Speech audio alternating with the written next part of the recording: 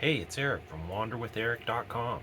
I've featured my hometown of Concord, New Hampshire in several of my videos, but one thing I've never done is shown the downtown area near Main Street, which has very interesting history, lots of old buildings, as well as some modern shops and restaurants. It's very walkable downtown. There's a lot of interesting things to see and do. Before we get started, if you like what you see in today's video, please click the like button. Subscribe to the channel. I'm trying to get to 50 subscribers. I'm almost there. I'd love it if you'd help me get there. Share the channel with anybody else that you think might enjoy it. Leave a comment down below. I love getting your feedback and I do take it into consideration. Thank you for supporting the channel. Now that we've got all that out of the way, come with me as I explore the streets of historic downtown Concord, New Hampshire. Concord, located in the south-central part of New Hampshire, is the state's capital and the third largest city by population with about 44,000 people. Prior to European colonization, this area was inhabited by a Native American group called the Pennacook, closely related to the Abenaki. The first European settlement occurred in 1659 and was incorporated into the Massachusetts Bay Province in 1725 as the plantation of Pennacook, taking its name from the previous inhabitants. In 1734, the name was changed to Rumford. After a border dispute with the neighboring town of Bow, the name was changed once again in 1765 by then-Governor Benning Wentworth. The new name, Concord, was intended to celebrate a newfound peace between the two towns. In 1808, Concord became the seat of state government. The State House was finished in 1819. In a previous video, I fully explored the State House inside and out. Check it out at the link above. The Abbott Downing Company, based in Concord, started rolling out their revolutionary Concord coach in the 1830s, a design which would become iconic during the westward expansion of the United States through the rest of the century. The expanding railroad network made Concord an important hub until rail traffic began to decline in the early 20th century. Furniture, textiles, and granite quarrying were other important local industries. Local granite was used all over town, in the State House, and even in the Library of Congress in Washington, D.C. We are enjoying some unseasonably warm weather. It's well into November, and it's pushing 70 today. I'm out here early in the morning. It's already in the mid-60s, so too good of a day to pass up.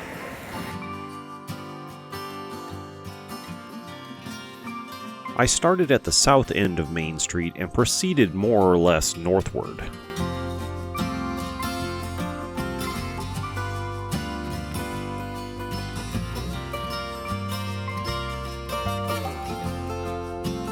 Many buildings have interesting inscriptions on their facades. The Capitol Center for the Arts is a nice performing arts venue that helps make Concord a cultural destination.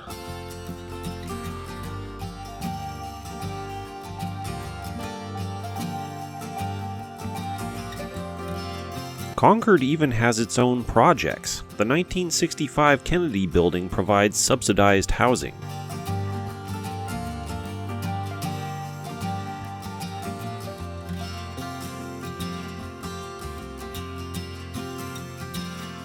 This building being torn down is the former Employment Security Office. Rumor has it a new apartment building should be going up here. Distinctive architecture hides around every corner.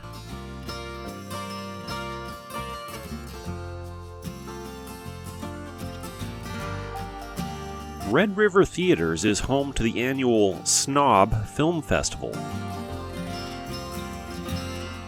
This large building is the new Hotel Concord. The top glows brightly in various colors at night.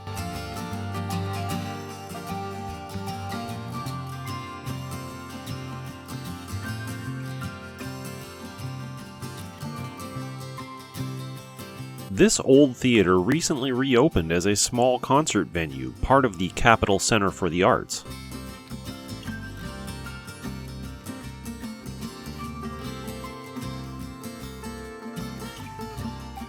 One of the last of the old-time record stores, Pitchfork has been in business since 1973.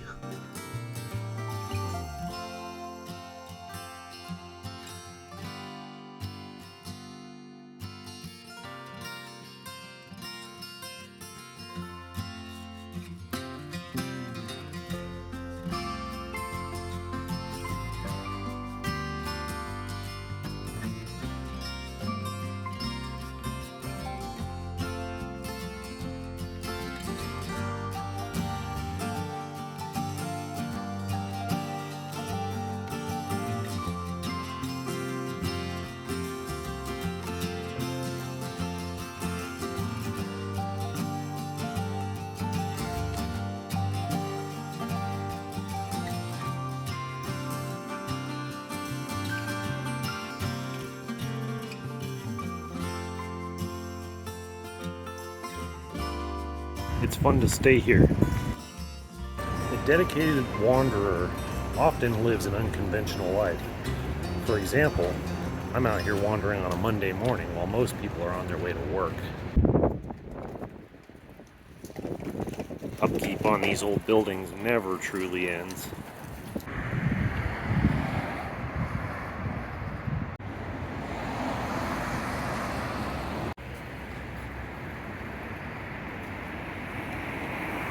The Concord Chamber of Commerce has put together a walking tour with plenty of informative signs. I'll link to their website in the notes.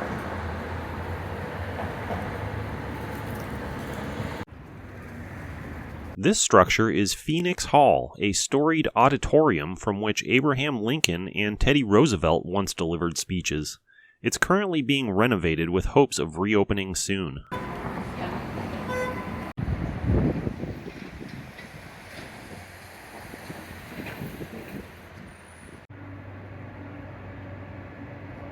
This building, the Endicott Hotel, dates from 1894 and is listed on the National Register of Historic Places for its architectural significance.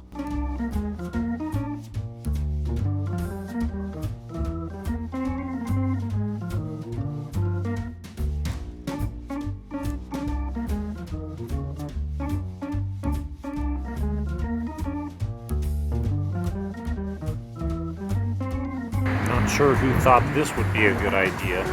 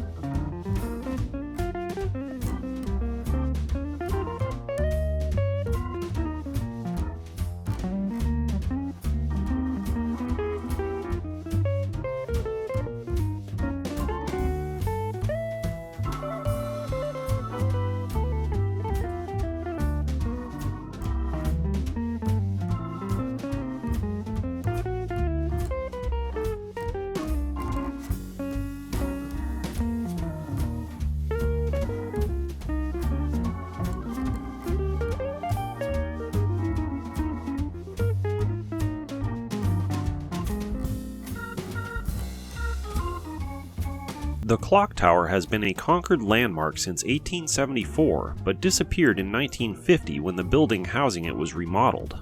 Now, thanks to no small effort by preservationists, it is restored and once again tolls the passing of time in its new location near Eagle Square.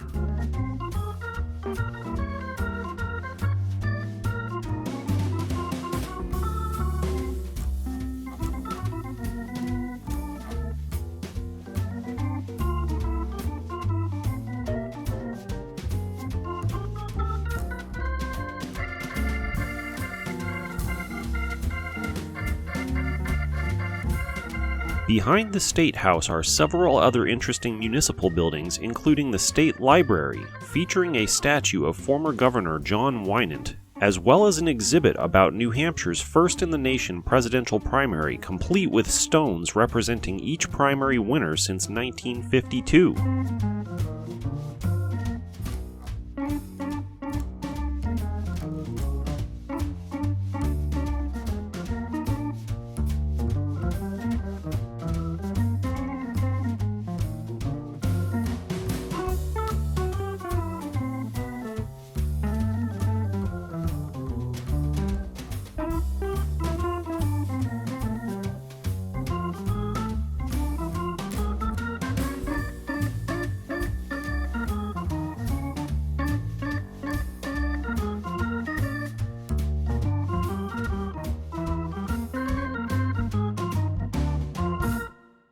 I actually volunteered at the New Hampshire Historical Society for a little while. The structure itself is a neoclassical masterpiece designed by notable Boston architect Guy Lowell. It houses a treasure trove of information and artifacts related to the Granite State.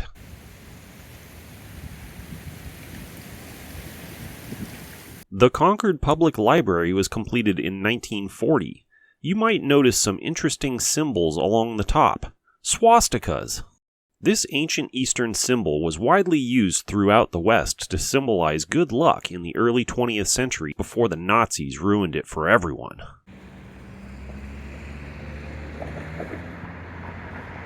Though it looks much older, the City Hall building was completed in 1930. This structure, now the Legislative Office Building, was originally the city's main post office when finished in 1889. It was constructed from local granite, and the Romanesque Revival architecture is a real head-turner. There's a lot to see in historic downtown Concord, New Hampshire. Perhaps we'll visit again in a future video. Until then, I hope you enjoyed wandering with Eric today. I hope you'll wander with me again next time. And in the meantime, don't forget to keep exploring.